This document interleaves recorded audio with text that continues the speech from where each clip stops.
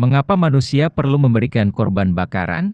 Tidak sedikit orang yang memiliki pandangan keliru terhadap prinsip persembahan di era Perjanjian Lama. Mereka berpendapat bahwa semua yang berbau Perjanjian Lama pasti berbau hukum Taurat, dan dalam masa Perjanjian Baru ini, semua yang berbau hukum Taurat sudah tidak berlaku dan tidak terpakai lagi, karena Tuhan Yesus telah membayar lunas dan membatalkan hukum Taurat.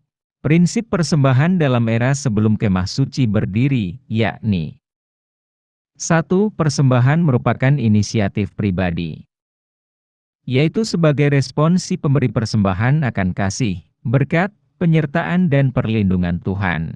Perhatikan teladan para patriark di atas. Jika kita membaca teks Alkitab dari perikop atau pasal-pasal yang mencatat kisah mereka, kita tidak akan menemukan Tuhan memberikan perintah kepada mereka untuk memberikan persembahan. Artinya persembahan yang mereka lakukan merupakan inisiatif pribadi sebagai respon mereka atas kasih, berkat, penyertaan dan perlindungan Tuhan. 2. Persembahan mencerminkan hubungan pribadi, yaitu hubungan terjalin di antara si pemberi persembahan dengan Tuhan.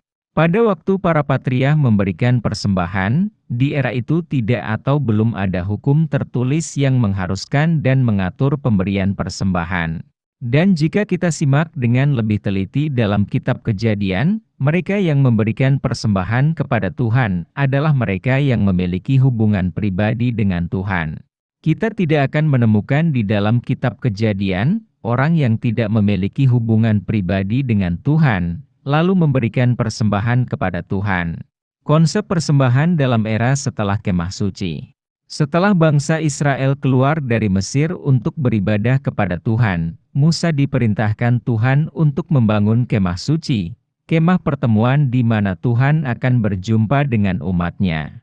Korban penghapus dosa adalah persembahan korban yang dijelaskan dan diperintahkan dalam Taurat tertulis dalam Imamat pasal 4 ayat 1 sampai dengan 35, bisa berupa tepung halus atau hewan yang tepat. Korban penghapus dosa juga tercatat dalam 2 Tawarikh pasal 29 ayat 21 di mana 7 sapi jantan, 7 ekor domba jantan, 7 ekor domba dan 7 kambing jantan dikorbankan atas perintah Raja Hizkia untuk kerajaan, untuk tempat kudus dan untuk Yehuda.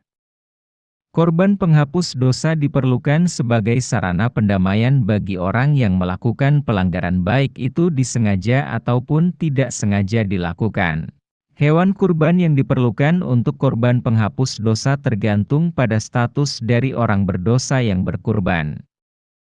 Untuk imam besar atau untuk seluruh masyarakat, pengorbanan itu dalam bentuk anak lembu muda. Untuk seorang raja atau seorang pangeran, korban adalah seekor anak kambing jantan. Untuk orang lain, persembahan itu harus berupa seekor anak kambing betina atau domba betina. Untuk orang yang miskin yang tidak mampu membayar, bisa berupa 2 burung merpati atau 2 ekor anak burung merpati, satu sebagai korban penghapus dosa dan yang lain sebagai korban bakaran. Untuk orang yang sangat miskin cukup tepung yang bisa ditawarkan bukan hewan.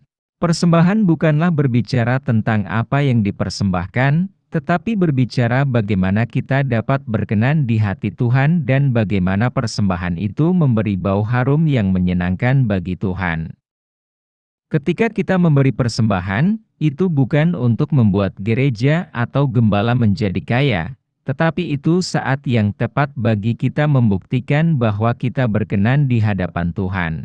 Ada 5 macam persembahan yang diatur dalam kitab Imamat, yaitu korban bakaran tertulis dalam Imamat pasal 1, korban sajian tertulis dalam Imamat pasal 2, korban keselamatan tertulis dalam Imamat pasal 3, korban penghapus dosa tertulis dalam Imamat pasal 4 sampai Imamat pasal 5 ayat 13. Dan korban penebus salah tertulis dalam Imamat pasal 5 ayat 14 sampai Imamat pasal 6 ayat 7.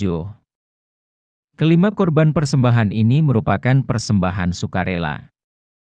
Pengertian sukarela di sini bukanlah pemberian yang buruk atau yang biasa-biasa saja, tetapi pemberian yang terbaik dari harta milik kita yang diberikan kepada Tuhan. Pemberian yang terbaik kepada Tuhan.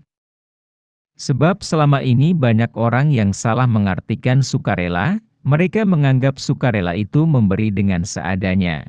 Korban bakaran melukiskan pengampunan dan penghapusan dosa. Imam besar mengambil 2 domba jantan untuk korban penghapus dosa.